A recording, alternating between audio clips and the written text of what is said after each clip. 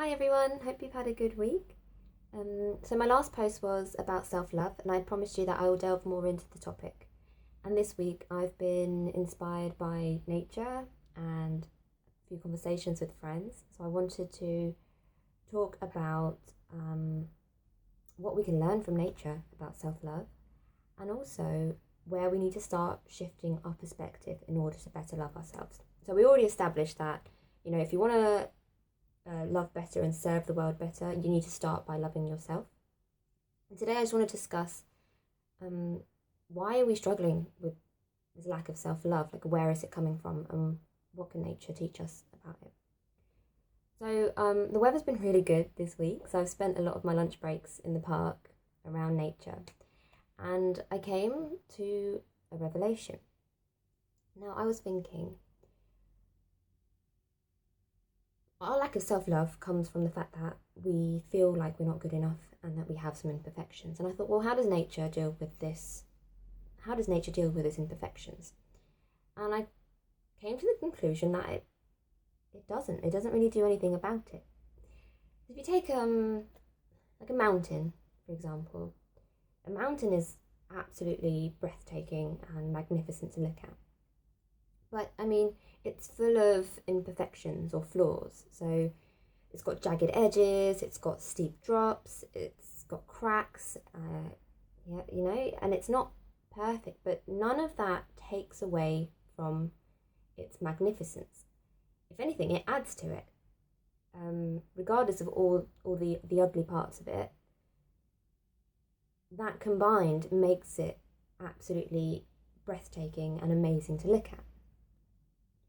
And then I thought about animals as well. You would never get an antelope running across the African plains suddenly just stop and think, oh, maybe this antelope life isn't for me, or worry about what other antelopes are thinking about her, or wonder what is the point in her existence, or need some sort of validation for it. An antelope just is. She does what she is. She doesn't question her existence. Um, she knows that she's an antelope, and she just lives as that, and that's it. There's no questions. There's no self-doubt of any kind there. And again, with trees, you look around, and a tree can be really rough, have a really rough bark, and be really gnarly and crooked, and have like some rotting leaves or whatever. But at the same time, it can bear these beautiful, fragrant flowers and fruits, and a tree doesn't hide any part of itself. Whether it's beautiful or ugly, it will expose everything, and it will stand boldly wherever it's rooted, and it will expose everything. And I guess with nature apologizes for nothing.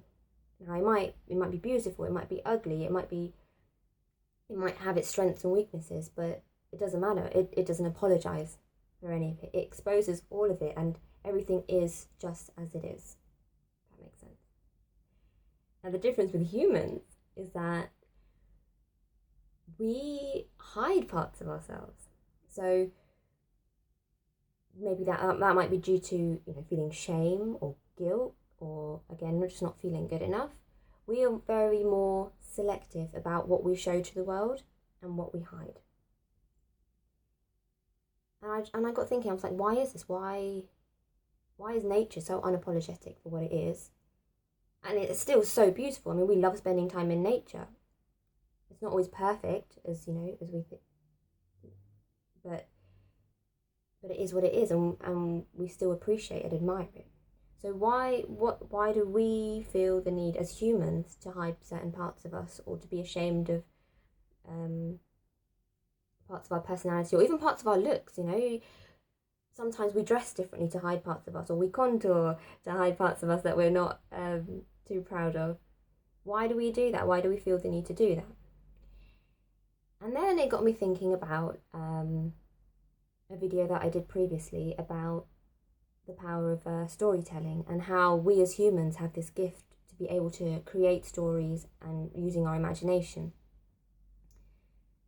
Now, in that video, I said, that was an amazing tool that, propelled our evolution forward. It's the whole reason we have money and politics and law and order and all that good stuff. But this skill that we have is also probably what is causing us a lot of the suffering as well. Because a lot of us have created this idea, this story of perfection. Now, when we're born, we're very close to the rest of nature. We're babies, we're full of love, we're full of joy. But, if we're sad, we cry. If we're angry, we cry. If we're hungry, we cry. If we need to poop, we poop. Like, there's no hiding, there's no, we're just out there, we're just exposed fully. But then as we grow older, we start being taught that we need to behave in certain ways in order to be loved. So, you need to stop doing this. You can't just cry whenever you want to. You can't just throw temper tantrums whenever you want to. And then, we're influenced by family, by friends, by society, by media. Then we start learning, we should look a certain way, we should act a certain way, we should be eating certain things. And if you don't follow what mainstream, what society is doing, then you're not good enough.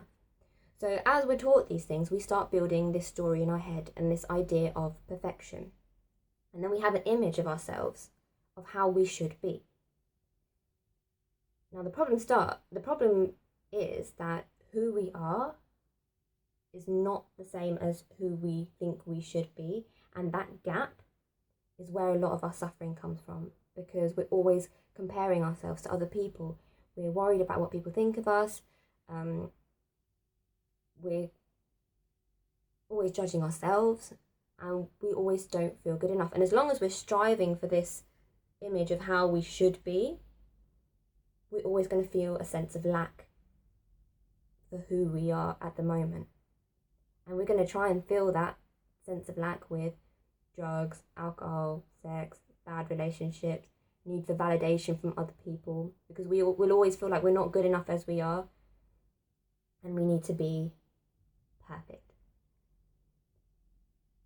The thing is, perfection is just an idea. It's a story, just like money isn't real, just like law and order isn't real, just like politics isn't real as such.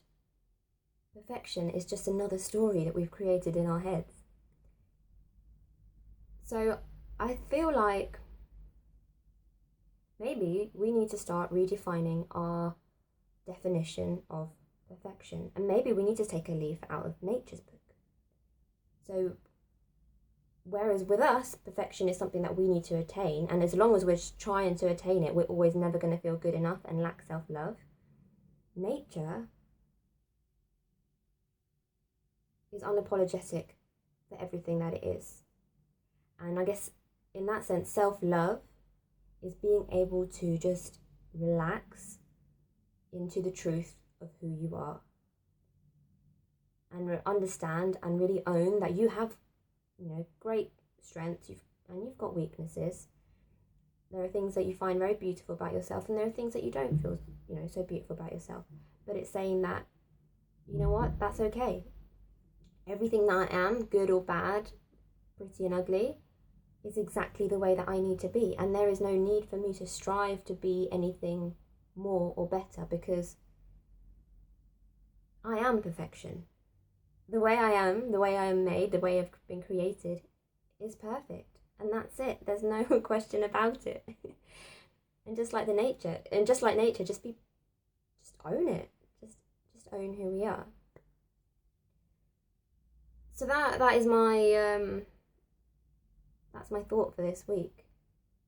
I think if we're going on this journey of self-love, we need to start redefining our definition of perfection, and we need to stop this mindset of not being good enough and trying to strive for perfection, to really, really knowing that the way we are is perfection. It is perfect.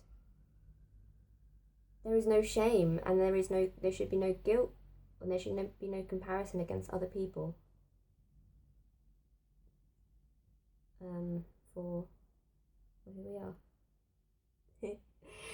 Saying that, obviously I know the personal development junkies like me will be thinking, well, if we're perfect as we are, then, what's the point in personal development and, trying to make ourselves better?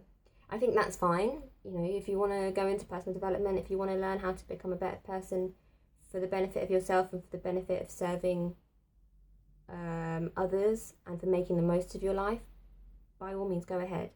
But going into personal development and going into relationships and as a way of trying to with the mindset that you're not good enough as you are now and that it's going to make you a better person, that won't help you. Until you're comfortable and fully own and accept who you are,